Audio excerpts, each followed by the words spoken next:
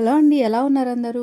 Welcome back to life of Satya channel. So, ఈరోజు మనం ఈ వీడియోలో ఏం డిస్కస్ చేసుకుందామంటే 108 మంది పరివార దేవతలతో కొలువై ఉన్న రాట్నాలమ్మ తల్లి. వేంగి రాజులు ఇంకా తూర్పు చాళుక్యుల కాలంలో ఈ అమ్మవారు వెలిశారు. ఇప్పుడు మనం అమ్మవారి స్థల పురాణం ఇంకా ఆలయ విశిష్టతను గురించి తెలుసుకుందాం. వేంగిరాజులు పరిపాలించే కాలం అనగా 5వ శతాబ్దం నుండే అమ్మవారు ఇక్కడ కొలువై ఉన్నారు. వేంగిరాజుల దగ్గర ఎంతో విలువైనటువంటి రత్నాలు, బంగారం, వజ్రాలు ఎక్కువగా ఉండేవి. ఈ విషయం తెలుసుకున్న కొంతమంది దుండగులు ఆ సంపదని దొంగలించే ప్రయత్నం చేయగా, ఆ దుండగుల మీద ఒక అదృశ్య శక్తిని నిప్పుల వర్షం కురిపించి వాళ్ళని తరిమేస్తుంది. దానితో ఆ దుండగులు ఆ అదృశ్య శక్తి గురించి తెలుసుకోవడానికి ఒక మాంత్రికుడిని ఆశ్రయించగా, ఆ మాంత్రికుడు గ్రహణ సమయంలో మంత్రపూజలతో ఒక ఖడ్గాన్ని సృష్టించి నేరుగా అమ్మవారి మీద ప్రయోగించగా అది అమ్మవారి కంఠాన్ని తాకుతుంది. దానితో అమ్మవారి కోపజ్వాలలో అరణ్యం మొత్తం కాలిపోతుంది. ఈ విషయం తెలిసిన వేంగిరాజు అతని ఆస్థాన పండితుడిని అడుగగా అతను జరిగిన సంఘటనను రాజుతో వివరించి చెప్పాడు. ఇంకా అమ్మవారి శాంతి పరచాలని కూడా ఆ రాజుతో చెప్పగా వేంగిరాజు వెంటనే వేంగిరాజు అమ్మవారి దగ్గరకు వెళ్ళి శాంతించమని వేడుకుంటాడు.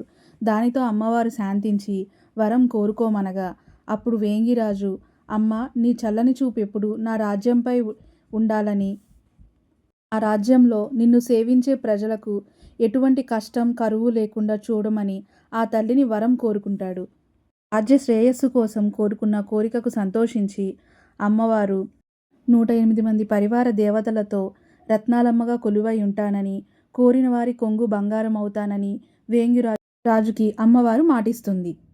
అమ్మవారి స్థల పురాణం ప్రకారం అమ్మవారు ఇక్కడ సామాన్య శకం 1100 సంవత్సరాల నుండి ఇక్కడ కొలువై ఉన్నారు. సామాన్య శకం అనగా ఇంగ్లీష్లో బిఫోర్ కామన్ ఎరా అని కూడా అంటారు. అలా సామాన్య శకం 1100 సంవత్సరాల నుండి అమ్మవారు ఇక్కడ రత్నాలమ్మగా కొలువై ఉన్నారు. అలా కాలక్రమేణా రాట్నాలమ్మగా ప్రసిద్ధి చెందారు. ఆ విధంగా ఆ ఊరి పేరు కూడా రాట్నాలకుంటగా ప్రసిద్ధి చెందింది.